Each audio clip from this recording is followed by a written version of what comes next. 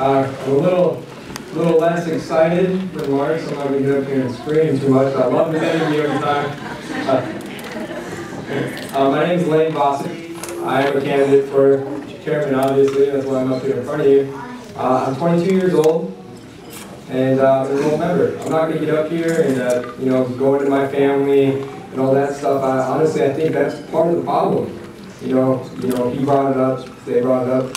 We've been so divided amongst ourselves, between our families, our segments, and everything. I think that's part of the problem. So I'm going to get up here, and I'm going to touch on the things that I think that matter. If you want to ask me about my family or stuff like that, you can do it in the questions, I guess. To me, it's important, but it shouldn't be important in this election.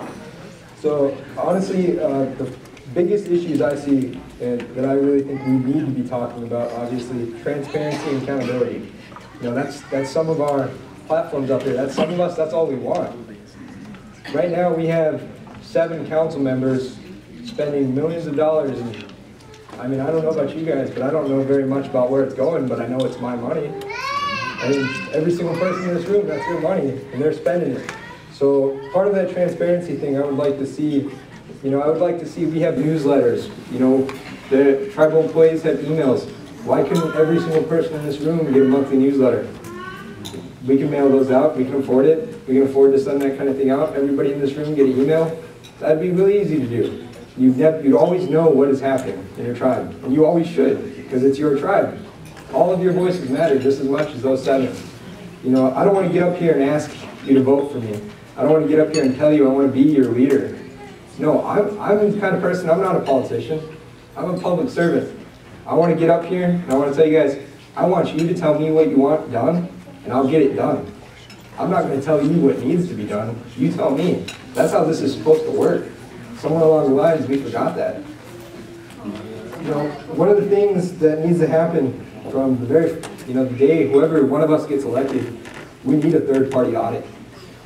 We need to know what's going on. I mean, there needs to be an audit, and I expect that to be at every single member's hands within that first month. And there's no way we can continue to move forward not knowing how much money is in these accounts, what it's being earmarked for, where it's going.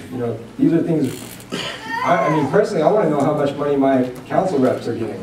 I want to know how much they have in their funds to do whatever it is they have to do. I want to know. One of the other issues that I think are really important, and obviously it's part of the reason a lot of people are here, is the People's Fund.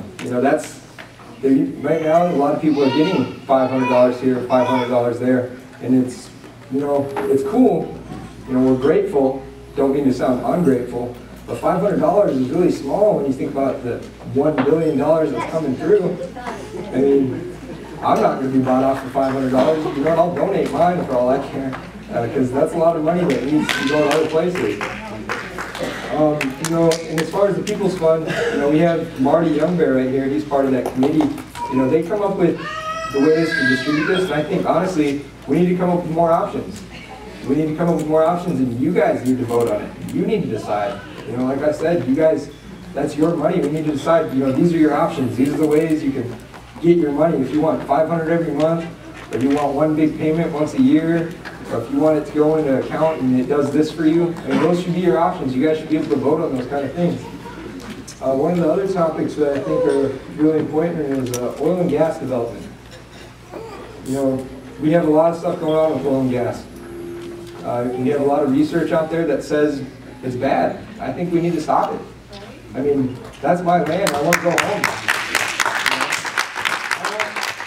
I want to be able to go home and know that they're not going to drill any more wells, because we don't need to. We could survive, we could flourish and be prosperous just off of what we're producing now. There's no reason to continue to push for oil and gas development. There's other things we can be doing. That brings me into my next thing.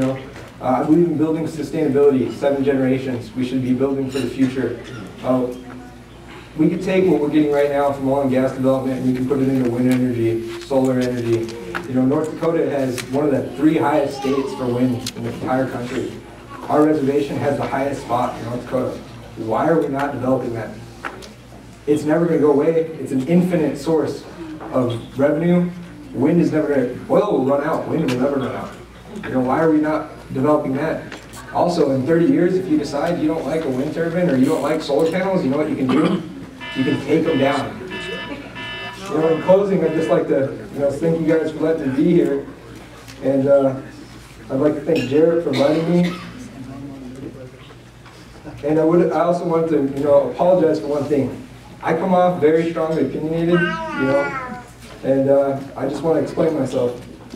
Growing up, I was taught two things. One, if you work hard enough, you can become and do whatever you dream. And number two, if you believe in something, you stand up for it, no matter where it is you have to stand up for it at.